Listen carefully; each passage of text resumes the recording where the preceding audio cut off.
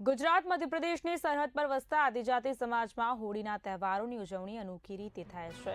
ભંગોરિયાના હાટ તરીકે ઓળખાતા સાપ્તાહિક મેળાઓ મંગળવારથી શરૂ થવા જઈ રહ્યા છે। આ મેળાઓમાં ગુજરાતના છોટાઉદેપુર, કવાંટ, રંગપુર, બોડેલી સહિતના વિસ્તારો અને મધ્યપ્રદેશના અલીરાજપુર, ભાભરા, ઝાબુઆ જેવા વિસ્તારોમાં આદિજાતિ સમાજો ભેગા થાય છે। ઢોલ પીહવાના તાલે નૃત્ય, ગીત સંગીત અને પરંપરાગત વસ્ત્રો સાથે આ મેળાઓમાં હોળીના રંગો છલકાય છે।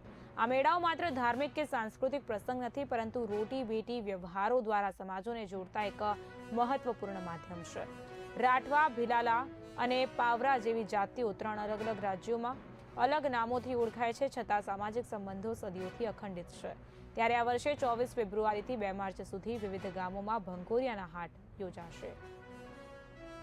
છોટાઉદેપુર અને ગુજરાત સરહદી મધ્યપ્રદેશ વિસ્તારમાં પ્રાચીન સમયથી જે ભંગુરિયા જે હોળીના અગાઉના અઠવાડિયા દરમિયાન જે અઠવાડિક હાટ જે ભરાતા હોય છે વર્ષ દરમિયાન, એ ભંગુરિયામાં તબદીલ થઈને હોળી અગાઉ જે ખરીદી માટેનો ખાસ કરીને હાટ ભરાય છે, જેમાં હોળીની ખરીદી ઉપરાંત આખા વર્ષ દરમિયાન ખેતી કામમાં રચ્યા પચ્યા રહેતા આદિવાસીઓ કે જે એક આનંદ, ઉત્સાહ અને ઉલ્લાસભેર ભંગુરિયા મહાલવા ઉમટી પડતા હોય છે, જેમાં ખરીદી સાથે નાચગાન માટે પણ મોટલા ઢોલ છે, વાંહળી છે, દદુડી છે, આ જે વાજિંત્રો સાથે અલગ અલગ ગામોમાંથી અલગ અલગ ટીમો ઉમટી પડતી હોય છે અને ભંગુરિયાનો જે આનંદ જે છે